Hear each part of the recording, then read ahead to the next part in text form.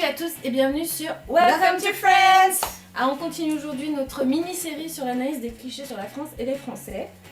Voilà, donc part 2, l'hygiène. Alors il y a des clichés incroyables qui sont revenus pendant nos recherches, notamment ce cliché selon lequel le français pue et se lave pas. Évidemment c'est faux, d'où ça vient ces informations. Alors si on remonte un petit peu dans le temps, on constate qu'au temps du règne romain, en passant par le Moyen-Âge, se laver était véritablement une préoccupation importante dans la vie des Français, et c'était même plutôt synonyme de bien-être. Avec l'arrivée de certaines croyances, l'eau est devenue l'ennemi public numéro 1. Il fallait l'éviter. L'eau pas bien. À l'époque, on croyait que l'eau pénétrait par les pores de la peau et était vecteur de maladies comme la syphilis par exemple.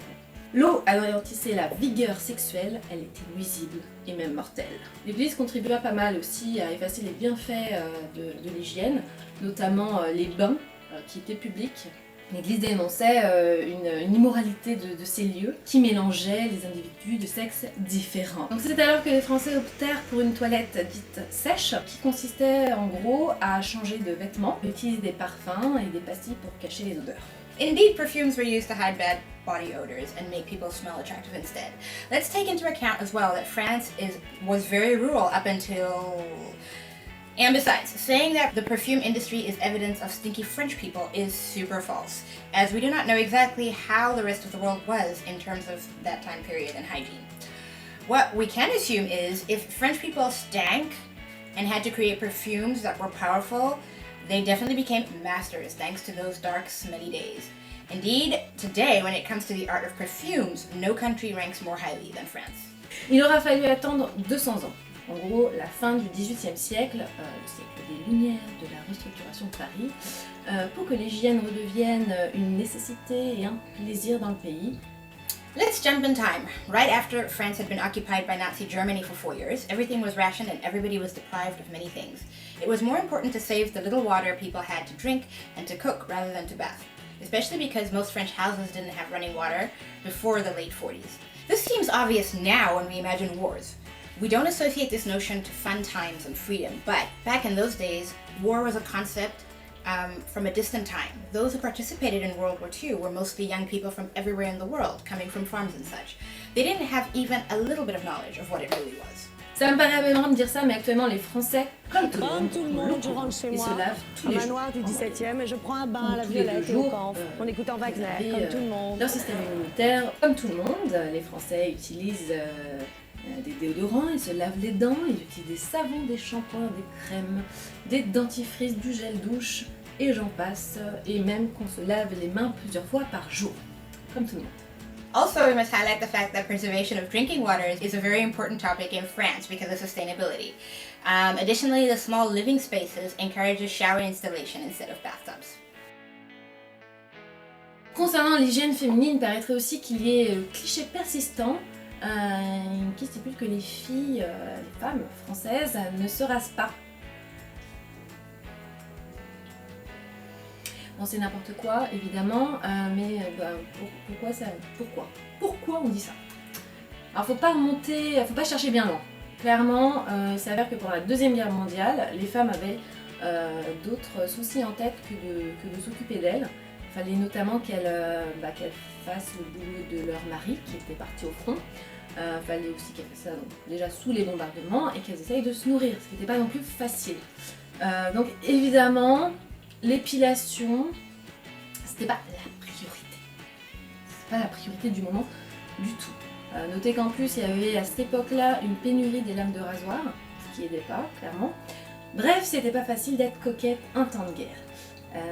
Quand celle-ci fut terminée, et que notamment les soldats américains sont rentrés chez eux, ils ont répandu la vérité, qu'effectivement, à ce moment-là, les femmes françaises ne se rasaient pas.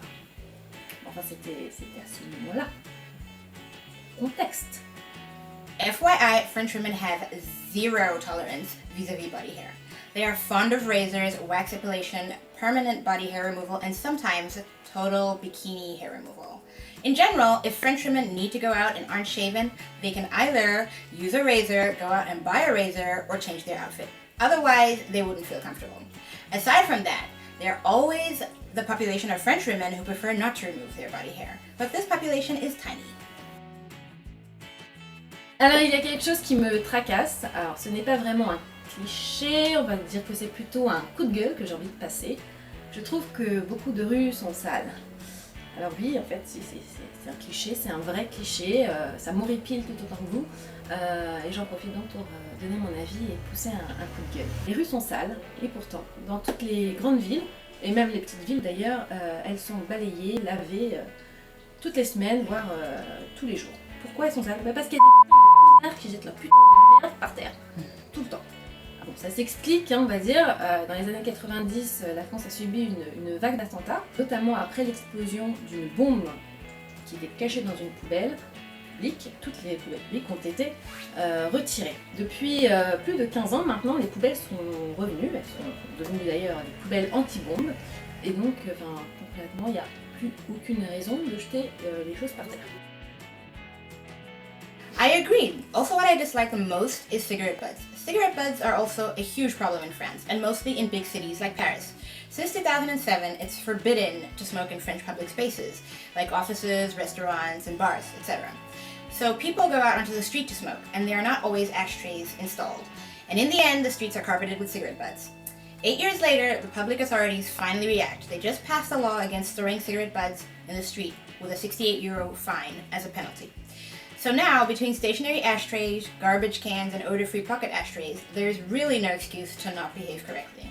Alors ça, c'est pour les ordures jetées par les humains. Il y a aussi le problème des chiens, ou plutôt des propriétaires de chiens. Bon, la France aime les animaux, et notamment les chiens, il y a beaucoup de gens qui en ont, etc., etc. Mais bon, les chiens, ils font caca dans les rues, mais c'est quand même le boulot des maîtres de récupérer ça. Et là non plus, il n'y a aucune excuse de ne pas agir de la sorte, et pourtant, dans les rues, il y a plein de caca de chiens partout. Il y a certaines villes pourtant qui vont même jusqu'à donner, donc avec l'argent du contribuable, des sacs spéciaux pour les crottes de chiens. Pourquoi ils ne les utilisent pas? Tous ces comportements viennent de l'idée fermement ancrée dans les mentalités qu'il y a des gens dont c'est le boulot de nettoyer et qui amènent à une absence de responsabilité individuelle vis-à-vis de la communauté. Voilà, c'est comme ça. Il y a quelques mois, il y a des expatriés japonais qui ont pris le problème à bras-le-corps dans Paris et ils ont nettoyé plusieurs rues. Et voilà, ainsi s'achève notre deuxième vidéo analytique sur les clichés busting. Donc j'espère qu'elle vous a plu. If you have any comments or questions, feel free to leave us a comment at the bottom of this video or on Facebook or Twitter. If you like this video, you can like it, favorite, and share it. We also have resources related to this video on our Facebook page with references and documentation that you can check out. Merci beaucoup en tout cas et à très vite pour notre prochaine vidéo. Stay tuned et d'ici là, portez-vous bien.